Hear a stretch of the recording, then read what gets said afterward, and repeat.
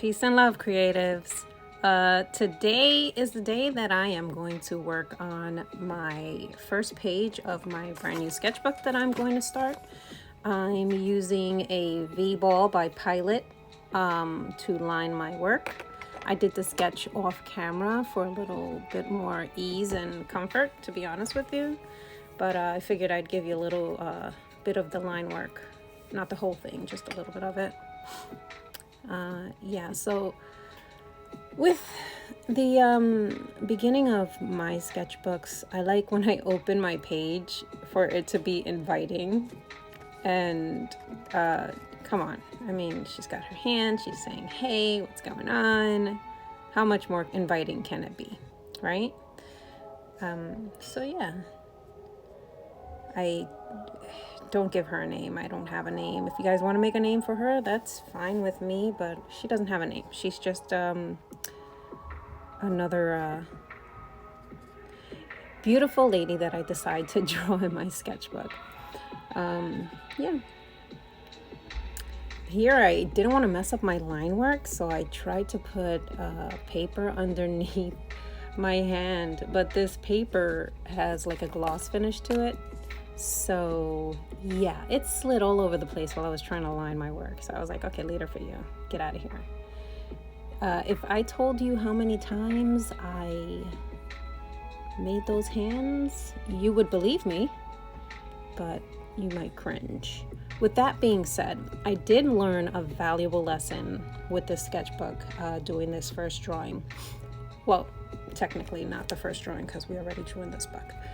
But I realized that using graphite pencil for the line, just to even sketch it, not the best. I transitioned to my, what is it called? Cool erase pencil, and that worked really well.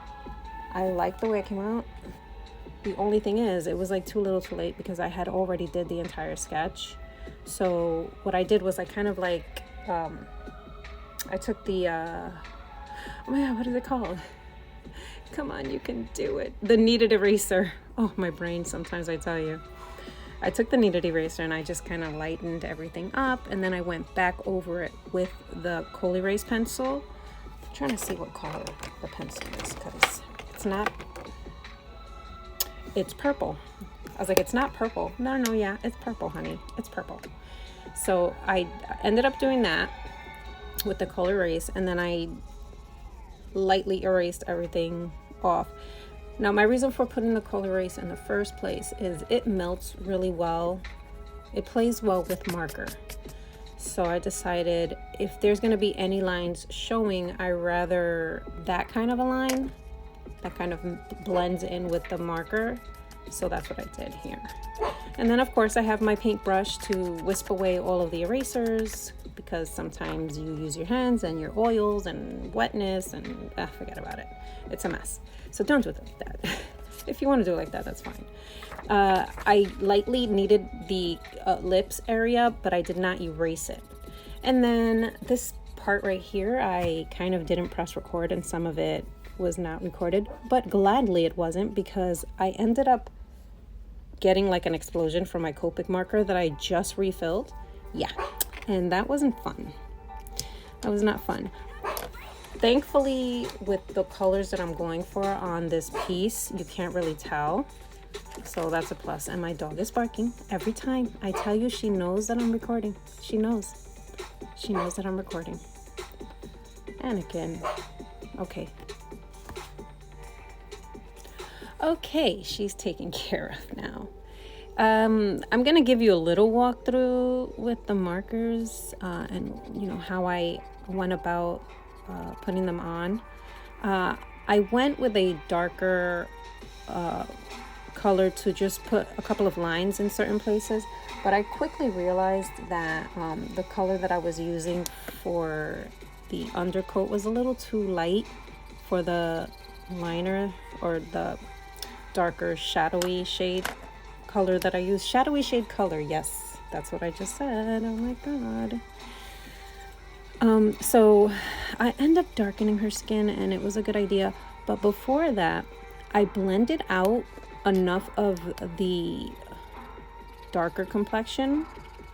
And let me tell you, man, this paper really, it loves marker.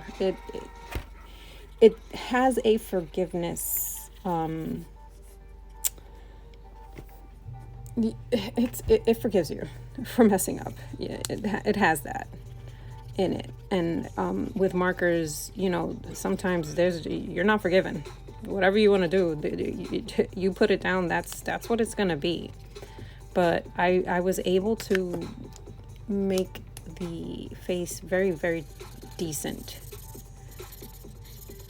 after I figured it out. Like, this is my first actual marker coloring on this sketchbook, so there's going to be trial and error, and I rather my first page, to be honest with you. If that sounds very weird, sorry, but I mean, it's the first page. It's my, hey, come on in, you're in a safe place here page. Like, you know, when you open it up, that's what I want to feel when I see that page. I don't want to see like intimidation. I don't want to see too much color. I just want to see, like, you know, hey, friend, come on in. You're welcome here. You make a mistake, it's okay. We got you. So that's pretty much what I'm thinking most of the time when I'm doing my first pages of my sketchbook. Well, my first page of my sketchbook. Any sketchbook before that, you'll see the trend. Maybe one day I'll have like just a showing of each page of every sketchbook that I start, because I do have a welcome page for every sketchbook. Now, my reason for having a like welcome, this is a safe place page for the sketchbooks is actually because of a YouTube creator that, number one, she's inspired me to take up art in the first place, and she's an awesome content creator. Her name is, well, her name for YouTube is DrawingWiffWaffles, and her actual name is Rin. She does a first page kind of thing on every sketchbook that she starts. Sometimes it's even the cover of her book. She just decorates it and, you know, makes it so that, you know, she looks at it and she's like, okay, I'm in a safe place. I'm coming in here and I'm going to do my art, and I'm okay with that. So that's what I did with mine, and maybe one day I'll put something together showing you guys. If you want to see it, you let me know. But yeah, she inspired me to do this, and I've been doing it for over 3 years now. Now let's talk about this sweater. Because first off, my favorite color is blue. It is. It doesn't matter what color, like what shade of blue. Just give it to me. I'll take it all. Thank you. All of it. Blue. Yes, please. My hand is raised. Give it to me. But can we just look and appreciate my little grumpy bear on the bottom?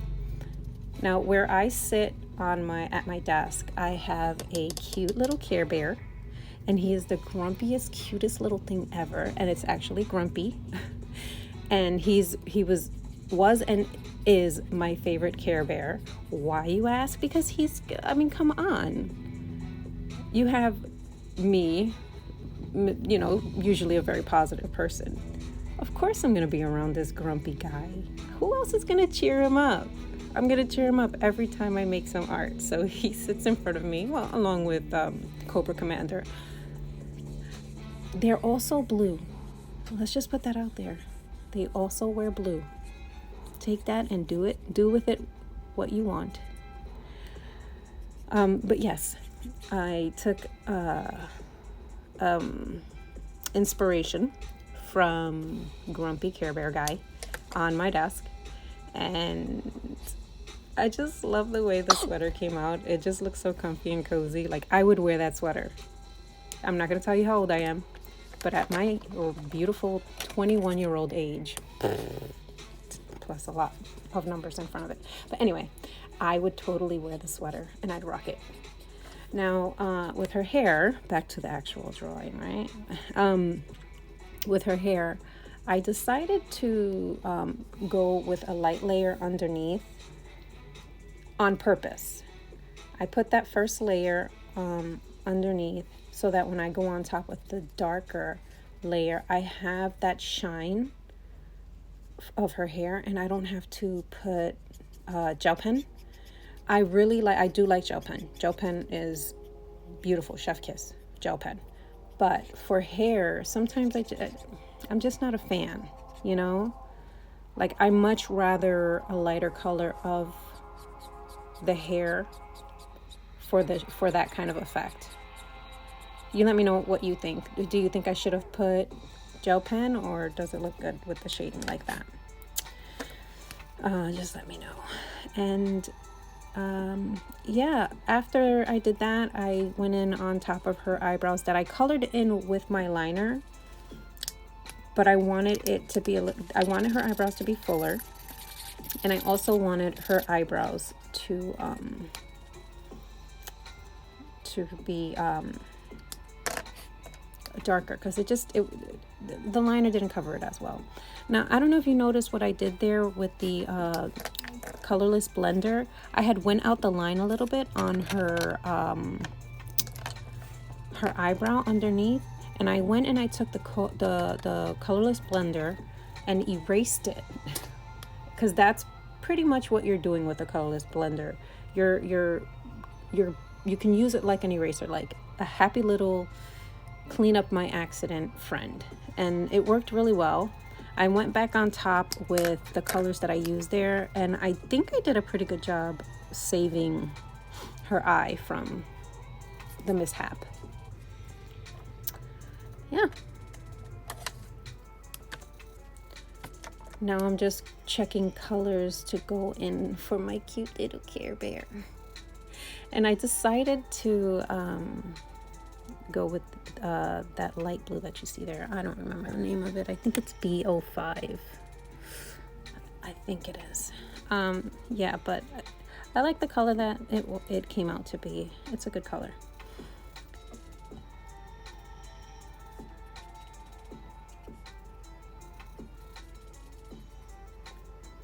Now, for those of you asking, but Elisa, where's his cloud?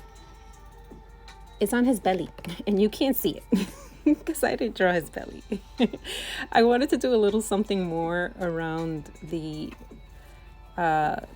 inside where my Care Bear faces, but I decided, less is more in this, in this piece. I'd rather have less and more. Like I said, this is my first page. It's supposed to welcome me in. Here, I'm just getting her nose a little bit, to fit in with the color a little bit better. And then a little bit of Posca white to, give it a little shimmer, a little bit of shine. Make her eyelashes a little bit better. And I actually end up using the white Posca pen to go around the ears and the face of my cute little grumpy Care Bear. And the reason why I did that was the paper that we're using is, as you know, it's like a tan color. If you didn't know, it's a tan color. It's not white, and I wanted his face to have white on it. I didn't want that tan color, so I just colored that in, and yeah, it worked. And then I felt like she needed a little bit more surrounding her, so I put some stars and I put some hearts, because she just seems like just the sweetest person, right? And then I put a couple of dots around, and then that was pretty much it. I like the way this came out. I'm very happy with it. When I open my book and turn to this page first, I will feel welcomed. And yeah.